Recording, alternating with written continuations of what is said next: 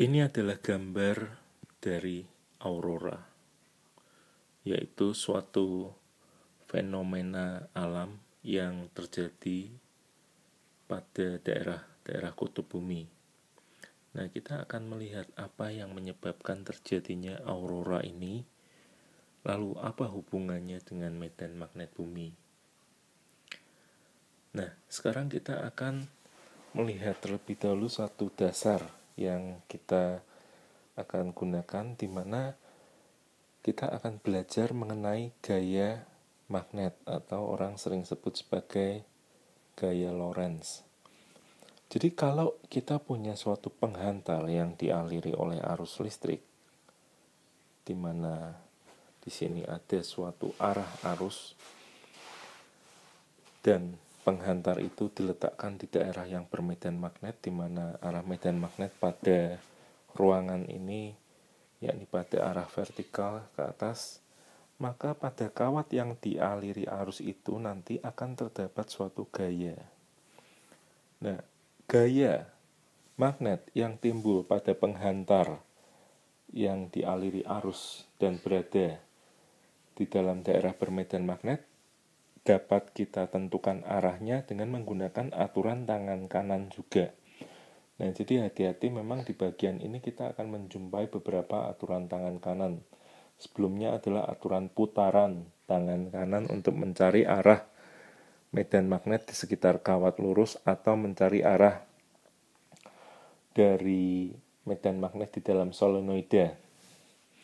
Nah, yang ini kita tangannya tidak berputar, namun dibuka seperti pada gambar. Jadi arah ibu jari adalah arah arus, lalu arah dari jari-jari tangan kita adalah arah medan magnet, dan telapak tangan ini adalah arah dari gaya magnetnya.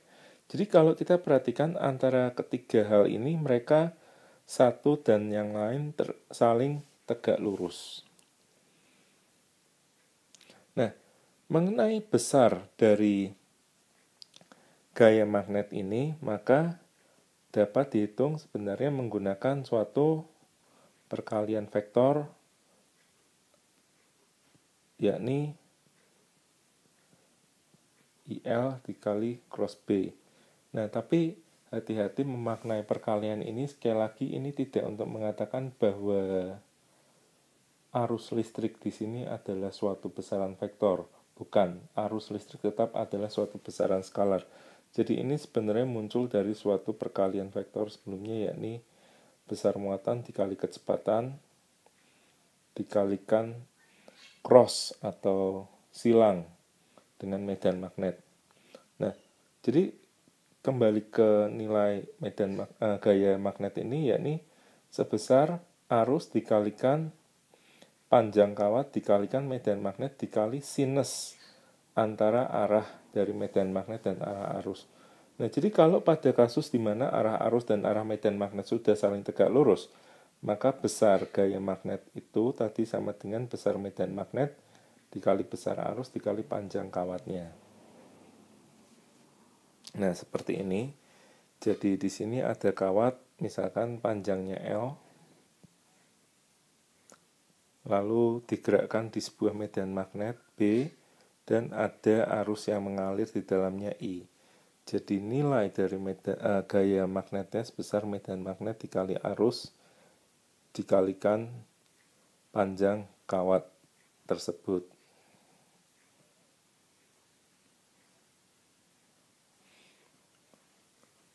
Nah, kita ambil contoh, misalkan kita punya dua buah kawat sejajar yang dialiri arus I1 dan I2. Nah, sekarang misalkan arah arus I1 dan I2 ini pada arah yang sama. Pertanyaannya adalah bagaimanakah gaya yang timbul antara kedua kawat ini. Nah, sekarang kita lihat. Kalau kita akan memikirkan gaya pada kawat I1, nah, jadi sekarang kita pikirkan dahulu medan magnet di tempat kawat I1 itu akibat dari kawat I2. Nah, kita lihat sekali lagi, I2 arah arusnya vertikal ke atas, jadi sesuai dengan putaran tangan kanan, arah medan magnet yang ditimbulkannya adalah keluar. Titik. Jadi ini medan magnet dari kawat I2. Nah, sekarang di situ kita tempatkan kawat I1 yang arah arusnya ke atas. Maka kalau kita terapkan aturan tangan kanan untuk mencari arah gaya, di mana arah ibu jari adalah arah arus, arah jari-jari tangan adalah arah medan magnet, dan telapak tangan adalah arah gaya, maka kita akan lihat bahwa kawat ini akan dikenai gaya yang ke arah I2. Jadi ini saya sebut F12. Nah, sebaliknya kalau kita akan memikirkan gaya magnet pada kawat I2, juga sama, kita pikirkan dahulu medan magnet di tempat kawat I2 itu yang diakibatkan oleh kawat I1. Jadi medan magnet dari kawat I1 pada posisi kawat I2 berarah masuk. Nah, jika sekarang di tempat itu ada kawat I2 dengan arah arus ke atas seperti pada gambar, maka dengan menggunakan aturan tangan kanan, kita akan dapati arah gayanya adalah menuju I1. Jadi kita bisa bayangkan pada kawat yang diberi arah arus yang sejajar, searah seperti ini, maka kedua kawat ini akan ada gaya yang tarik-menarik satu sama lain.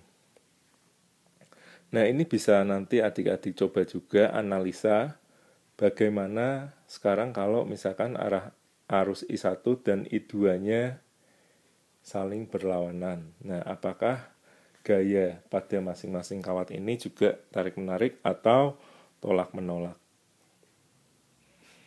Nah, sekarang kita akan berbicara ide yang lebih umum dari gaya magnet. Jadi kalau misalkan ada suatu partikel bermuatan positif bergerak pada daerah yang memiliki medan magnet. Nah, jadi partikel ini akan mendapat atau mengalami suatu gaya, di mana gayanya kita cari dengan menggunakan aturan tangan kanan tadi, di mana jari-jari tangan ini adalah arah dari medan magnet, ibu jari atau telunjuk arah dari kecepatan, dan telapak tangan ini arah dari gaya. Namun kita harus hati-hati di sini, yakni bahwa ini adalah aturan untuk muatan yang positif. Jadi kalau misalkan muatan yang bergerak adalah muatan negatif, bagaimana? Seperti misalkan elektron. Nah, gampang saja. Jadi kita akan gunakan arah telapak tangan bagian luar sebagai gaya yang bekerja pada muatan yang negatif. Nah, jadi mirip seperti yang sebelumnya, yakni bahwa untuk muatan yang bergerak ini kita hanya tinggal mengganti ibu jari ini sebagai arah dari kecepatan.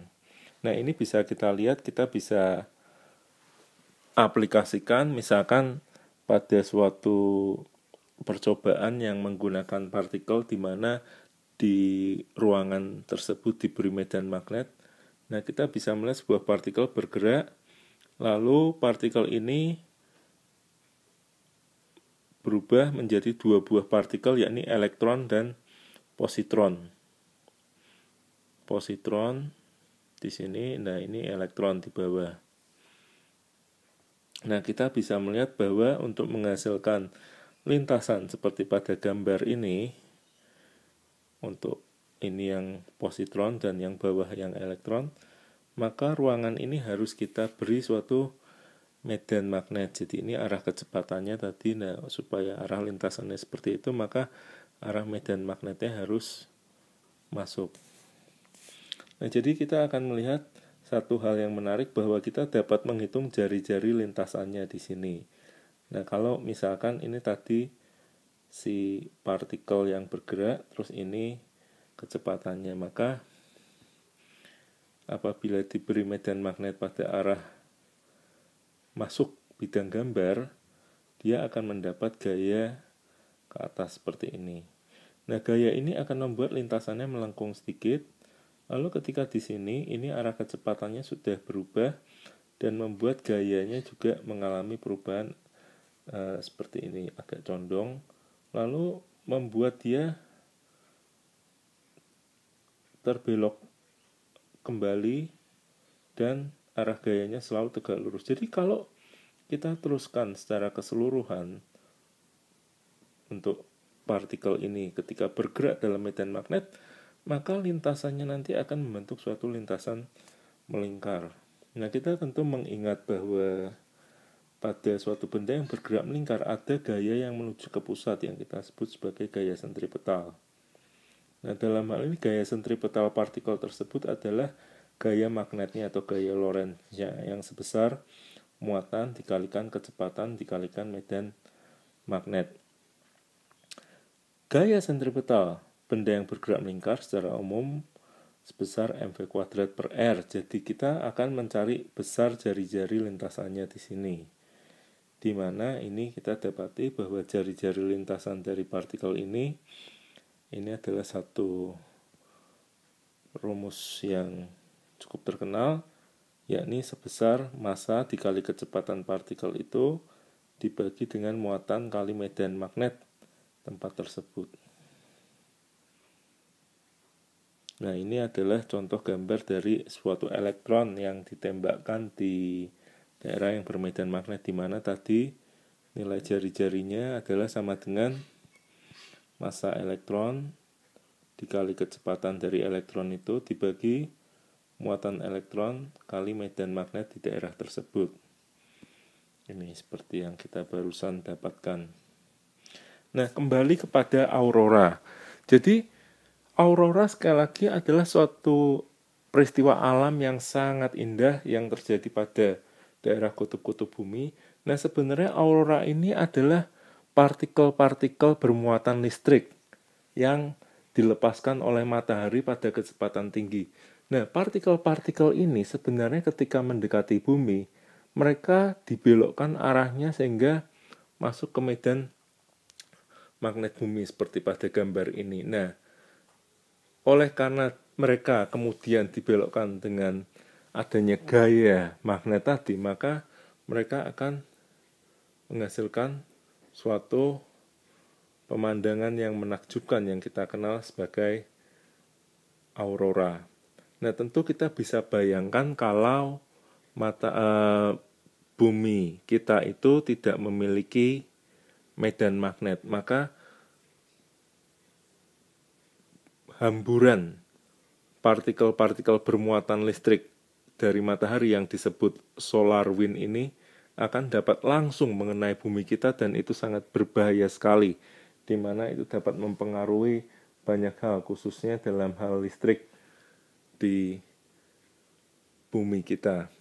Nah, tentu banyak sekali menarik juga yang kita bisa pelajari pada bagian